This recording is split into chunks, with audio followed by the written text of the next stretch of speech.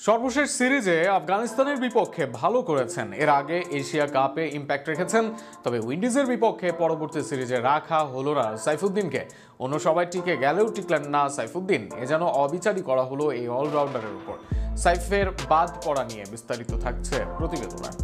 টি-20 সিরিজে থাকবেন এমনটাই ভেবেছিলেন সাইফুদ্দিন, আর সেটার কারণে গিয়েছিলেন চট্টগ্রামেও, কিন্তু গিয়ে দেখলেন স্কোয়াডে নেই তার নাম। যে স্কোয়াড অবাক করেছে অনেককে। সাইফ বোধহয় অবাক হয়েছিল, তবে দর্শকরা অবাক হয়েছে আরো বেশি। কেন নেই সাইফুদ্দিন? এশিয়া কাপের আগে পেস বোলিং অলরাউন্ডার বিবেচনায় নেওয়া হয় সাইফকে। নেদারল্যান্ডসের বিপক্ষে বা তার আগের সিরিজে সেখানে প্রমিস দেখান সাইফুদ্দিন। যদিও তখনও তাকে বাদ দেওয়া হতো, সেখানেও থাকতো যুক্তি। এরপর এশিয়া কাপে যান সাইফ, সেখানে খেলেন মাত্র এক ম্যাচ।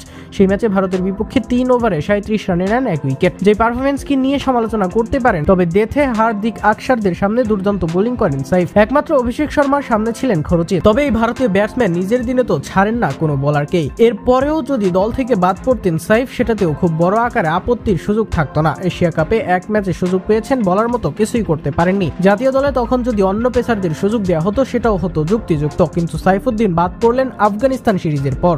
আফগানিস্তানের বিপক্ষে 2 ম্যাচ খেলেন সাইফ। সেখানে 7 ওভার বল করে হজম করেন মাত্র 37 রান। 5 ইকোনমিতে তুলে নেন 3 উইকেট, সেটিও আফগানিস্তানের ব্যাটিং স্তম্ভকে। সর্বশেষ খেলা টি-20তে 3 ওভারে 15 রানে 3 উইকেট সাইফের। ফেরান তারাখেল, আতাল ও রাসুলির মতো টপ ও মিডল অর্ডার ব্যাটসম্যানদের। এরপরের ম্যাচে স্কোয়াডে নেই সাইফের নাম। এমন নয়, এই 2 ম্যাচ খেলা হয়েছে র্যাঙ্ক টার্নার পিচে, যেখানে সবাই ভালো করতে পারেন চাইলে।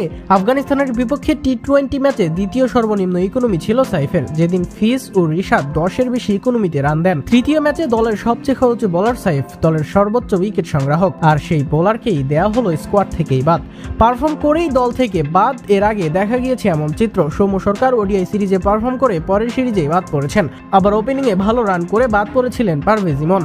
বিপরীতে এই দুইয়ের তুলনায় কম রান করা তানজিদ তামিম টিকে যান 2 ক্ষেত্রেই। এবার যেন একই প্যাটার্ন ফলো করা হচ্ছে। হয়তো সাইফুদ্দিনের র পেস, সুইং বা বড় পেসারদের আগ্রাসন নেই, তবে এরপরও তো পারফরমেন্স ছিল তার, ছিল ইম্প্যাক্ট। তার ব্যাট হাতে জ্বলে ওঠার ক্ষমতা ছিল। এরপরেও তার বাদ পড়া আরও একবার নির্বাচকদের ভূমিকা প্রশ্নবিদ্ধ করে তুলল।